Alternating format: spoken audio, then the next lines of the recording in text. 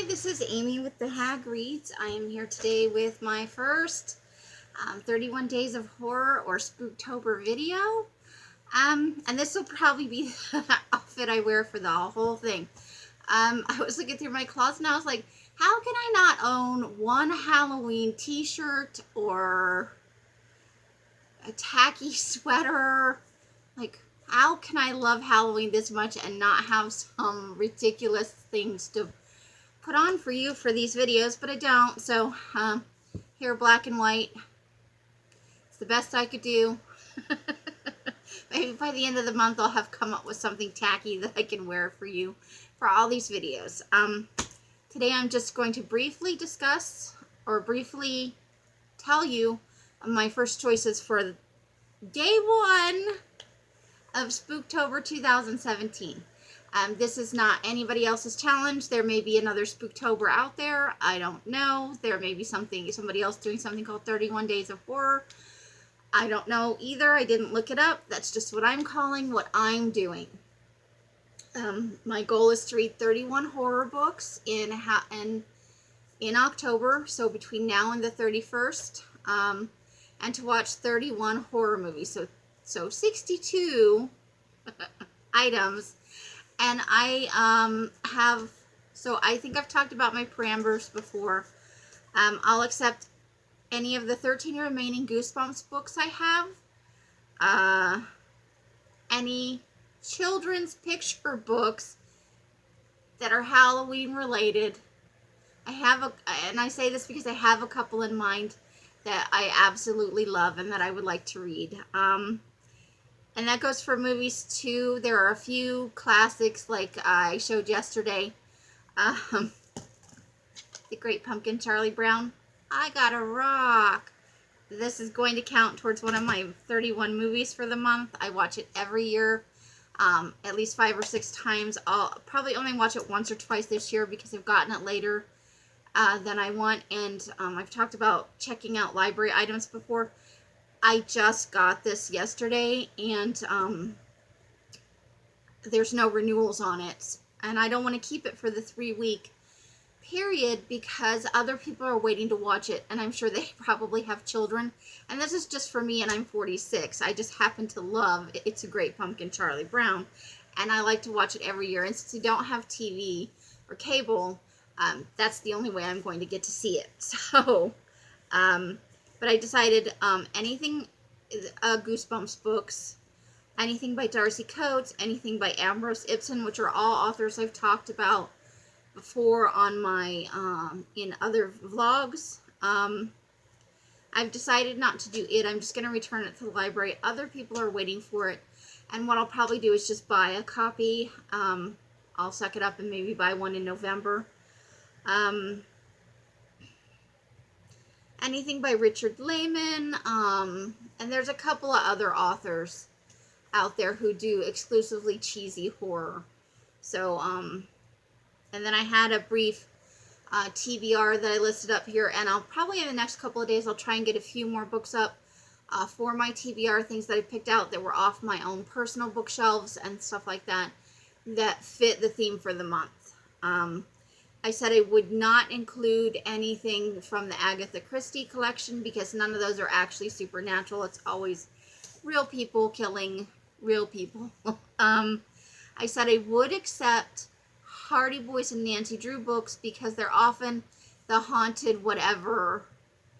And because the mysteries are often superficially blamed on hauntings or supernatural things. And in that way, it's kind of like the Scooby-Doo series where they unmask the real person at the end.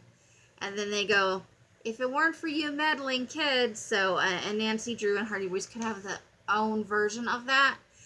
So I will include any Hardy Boys and Nancy Drew that I read in October towards part of this goal.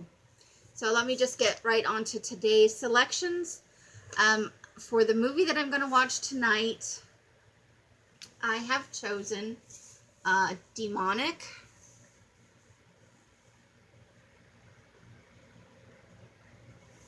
And this says, after a paranormal hunt goes bloody wrong, The survivors become suspects.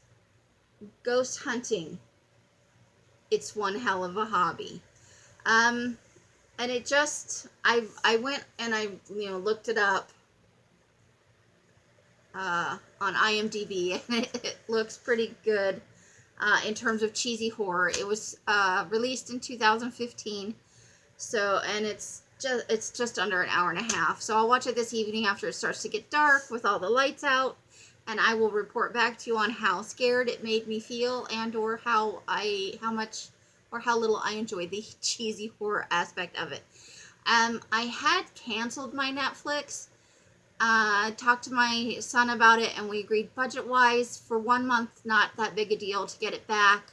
He has a couple things he wants to watch that have nothing to do with horror, but I want it specifically to increase my chance of actually watching 31 horror movies. There's not actually that much on there that I haven't seen or that I want to watch, but there are a few key things I think that I can get off here. There are relatively new releases that, since I haven't had it for a few months, will be palatable to me.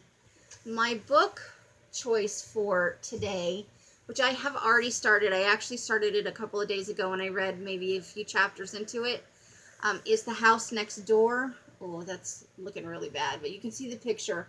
And that's by Darcy Coates. And let's see if I can maybe, here it is. I live next door to a haunted house. I began to suspect something was wrong with the Gothic building when its family fled in the middle of the night, the children screaming, the mother crying. They never came back to pack up their furniture. No families stay long. Animals avoid the place. Once I thought I saw a woman's silhouette pacing through the upstairs room, but that seems almost impossible. No one was living there at the time. New occupant Anna has just moved in. I paid her a visit to warn her about the building. I didn't expect us to become friends, but we did. And now that Marwick House is waking up, she's asked me to stay with her. I never intended to become involved with this building or its vengeful dead inhabitant, but now I have to save Anna before it's too late for both of us. I'm literally like 2 chapters in. I think I haven't gotten past the description at the beginning here where she's describing that she lives next door to a haunted house. That's about as far as I've gotten in the book. And so I thought this would make a fine way to finish the first. Let me see if I can go down here. These are her books, and Ambrose Ibsen books are never very long. This is 280 pages for the paperback, but I'll guarantee you that when I look up the digital version, let's see, The House Next Door.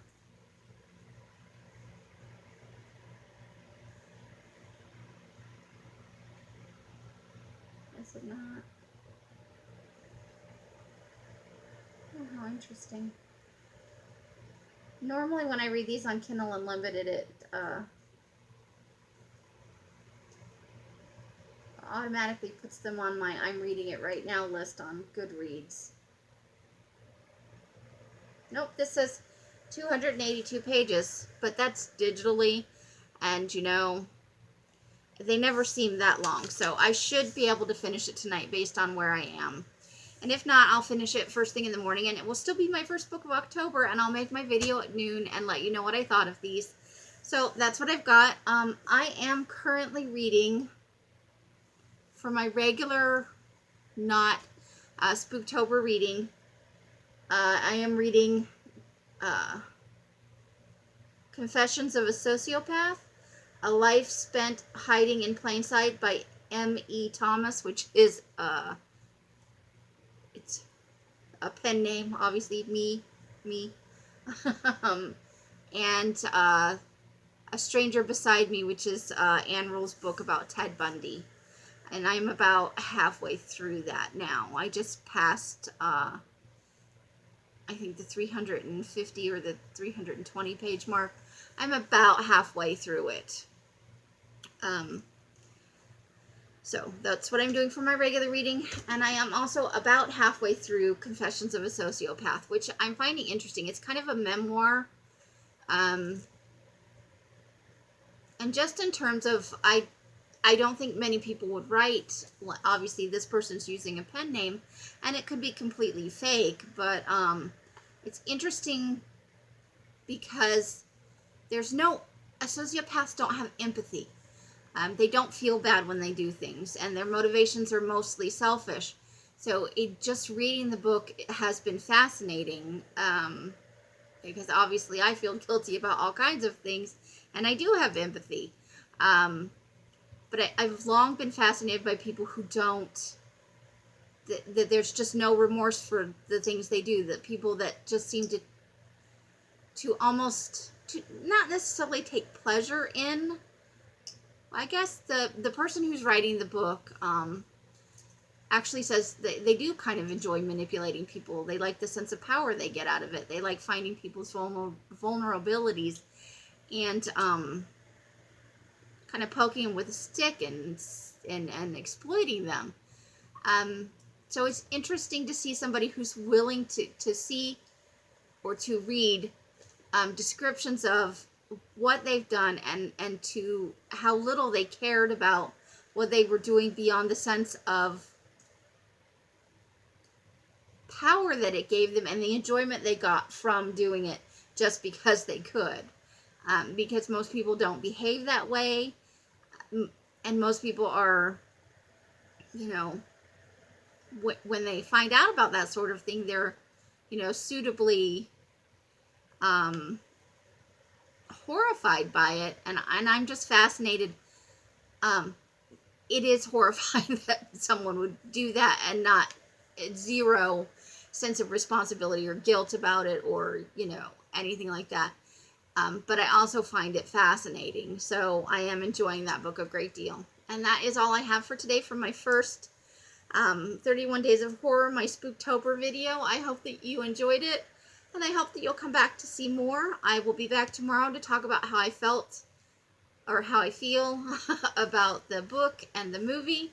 I will see you then. Happy whatever time of day it is for you. If you have watched to the end, thank you so much. Bye!